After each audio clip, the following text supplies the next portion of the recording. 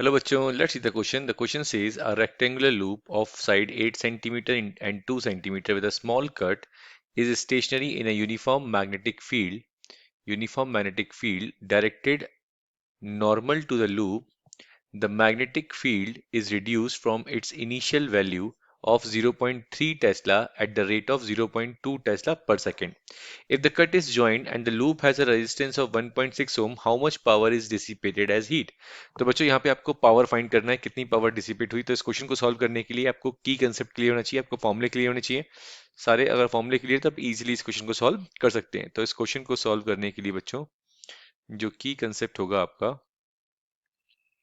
आपको यहाँ पर बेसिकली सारे फॉर्मूले क्लियर होने चाहिए। फॉर एग्जांपल फ्लक्स का फॉर्मूला होता है बच्चों B vector dot A vector. जब आप डॉट हटाते हैं तो आता है बी ए कॉस थीटा। ठीक है, और थीटा किसके बीच का एंगल होता है? Theta is the angle between magnetic field and area vector. अब एरिया वेक्टर क्या होता है बच्चों?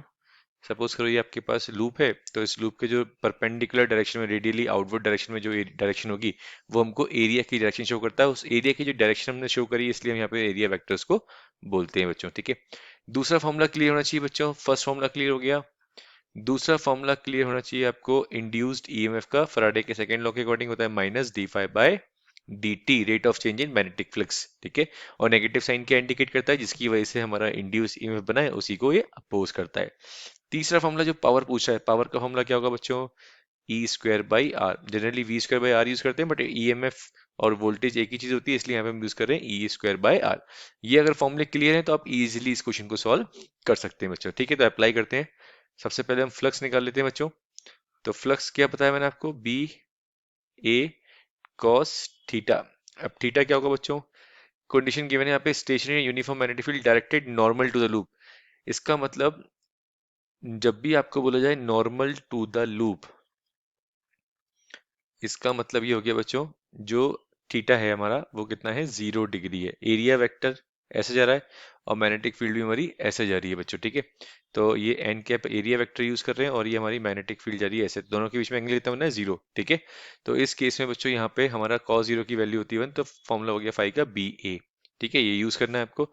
और इंड्यूस्ड ईएमएफ क्या होता है बच्चों?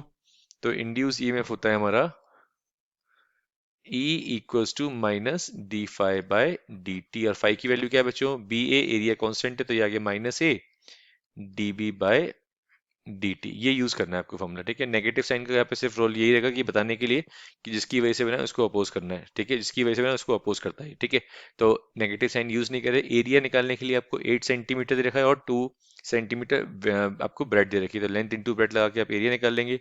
तो 0.08 सेंटीमीटर को हमने मीटर में चेंज कर लिया, 0.02 हमने ब्रेड को भी चेंज कर लिया, into d B by d t हमको दे रखा है 0.02। ठीक है, इसको जब आप सॉल्व करेंगे तो ये वैल्यू आएगी बच्चों 3.2 into 10 to the power -5 volt. ठीक है, ईएमएफ आ गया, इसे हम पावर निकाल लेंगे। पावर फॉर्मूला क्या होता है बच्चों?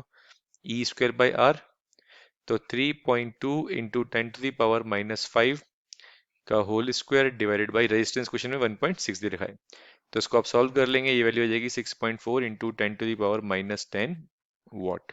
So this is your answer. I hope you understood well. Best of luck बच्चों।